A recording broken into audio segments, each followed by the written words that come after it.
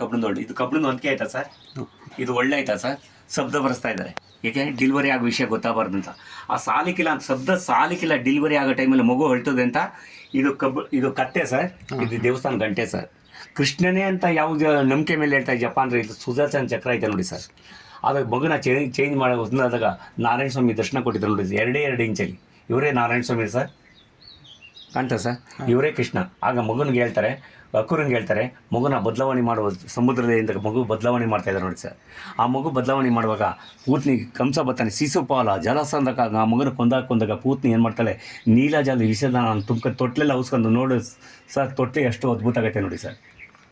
ಆ ತೊಟ್ಲಲ್ಲಿದ್ದಂಥ ಮಗುನ ತಗೊಂಡೋಗಿ ನೀಲಾಜಲ್ಲಿ ವಿಷದ ಹಾಲನ್ನು ತುಂಬ್ಕೊಂಡಿ ಎದೆಗೆ ಹಾಲನ್ನು ತುಂಬ್ಕೊಂಡೇ ವಿಷ ಕುಡ್ಸೋಕೆ ಹೋಗ್ತಾಳೆ ಅವಳು. ಕರೆಕ್ಟ್, ಇದು ರಾಕ್ಷಸಿ ಹೆಸರು. ಹೌದು ಸರ್. ಆಗ ಕುಬ್ಜ ಅದು ತೋದಾಗ ಆಗ ವಿಷ ಅಂದಾಗ ಮುಡಿಯನ್ನು ಎತ್ತಿ ನಡಿ ಮೇಲೆ ಕಾಲು ಮಾಡೋದಕ್ಕೆ ಮುಡಿಯೆಲ್ಲ ಕೆದ್ಕೊಂಡೈತೆ ನೋಡಿ ಸರ್. ಜಿಂಕೆ ವಿಧ, ಮರು ವಿಧ, ಹಸು ವಿಧ, ಗಿಣಿ ವಿಧ, ಮೈಸೇಶ್ವರ ಮರ್ದನೆ ಕಾಗೆ ವಿಧ, 6 ವೇದಗಳು ನೋಡಿ ಸರ್. ಕಾಕವಾದಂದ್ರೆ ಇಲ್ಲಿ ಬಾಯಿಗೆ ಹಾಕಂದ್ರೆ ಕೃಷ್ಣ ಅವತಾರದಲ್ಲಿ ಕೃಷ್ಣನೇ ಅದಕ್ಕೆ ಸುದರ್ಶನ ಚಕ್ರ ಐತೆ ನೋಡಿ ಸರ್.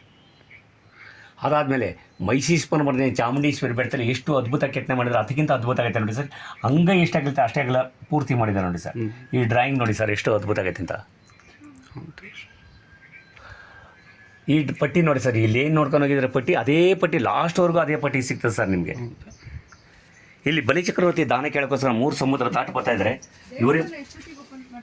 ಅಮರೇ ಊಟಿಗೆ ಹೋಗೋರು ಎಷ್ಟೊತ್ತು